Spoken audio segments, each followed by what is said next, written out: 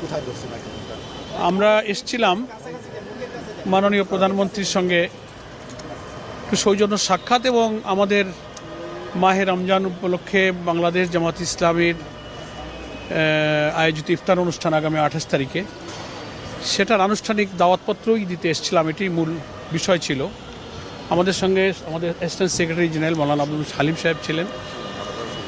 তো আমরা কুশল বিনিময় করলাম যথেষ্ট সময় নিয়ে, পারস্পরিক আলোচনা হলো এবং উনি আমাদের সম্মানিত আমির ডক্টর শফিকুর রহমানের সাময়িক অসুস্থতার খবর পেয়ে ওনার কুশল জিজ্ঞেস করলেন এবং একটু ফোনে আলাপ করার আগ্রহ ব্যক্ত করে সাথে সাথেই তিনি আমার টেলিফোনে উনি ওই জামাতের সঙ্গে কুশল বিনিময় করলেন। পরস্পর কুশল বিনিময় সালাম বিনিময় হলো, এটাই মূল। আর এমনি আমরা সরকার গঠনের পর ফরমালি আজ জামাত ইসলামীর পক্ষ থেকে সাংগঠনিকভাবে তার সঙ্গে প্রথম অফিসিয়ালি সাক্ষাৎ আমাদের ইফতার অনুষ্ঠানের দাওয়াত উপলক্ষে। সে কারণে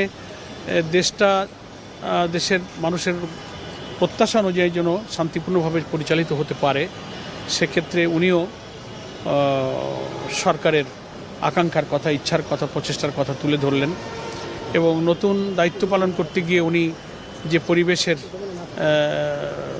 সাথে পরিচিত হচ্ছেন সেটা নিয়েও কিছুটা ওনার মত বিনিময় করলেন এবং আমাদের সকলের সহযোগিতা উনি কামনা করলেন যে আমরা সবাই মিলে দেশের প্রিভিয়াস যে সমস্ত ব্যাড প্র্যাকটিসগুলো যেন আর না থাকে, সরকারি দল এবং বিরোধী দলের সমন্বয়, সংহতি এবং রাজনীতিতে সকল বিতর্ক জায়গা যেন পার্লামেন্ট হয়। পার্লামেন্টারি ডেমোক্রেসির সিস্টেমে সব বিতর্কের জায়গা পার্লামেন্ট, এটা আমরাও বলেছি। এবং রাজনীতিতে সহনশীলতা, বিতর্ক সংসদেই হোক, রাজনীতির রাজপথ ময়দানের রাজনীতি সেটাও নিয়মতান্ত্রিক, কিন্তু মূলত পার্লামেন্টকেই রাজনীতির বিতর্কের জায়গা হিসেবে কাজে লাগানোই হচ্ছে পার্লামেন্টারি সিস্টেম অফ ডেমোক্রেসির মূল আলোচনা। সেই সম্পর্কে কিছু সংক্ষিপ্ত খুব সৌহার্দ্যপূর্ণ পরিবেশে মত বিনিময় হয়েছে।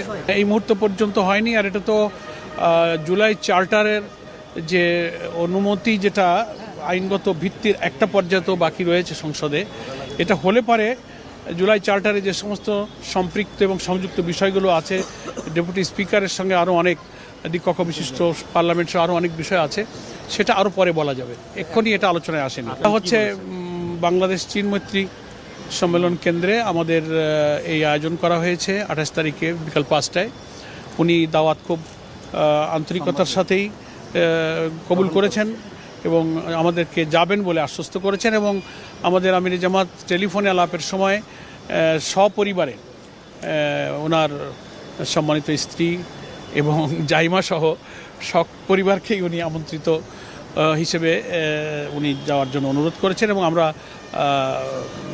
উভয়কেই আমরা দাওয়াতপত্র দিয়েছি, উনিও সেটা আন্তরিকতার সঙ্গে গ্রহণ করেছেন।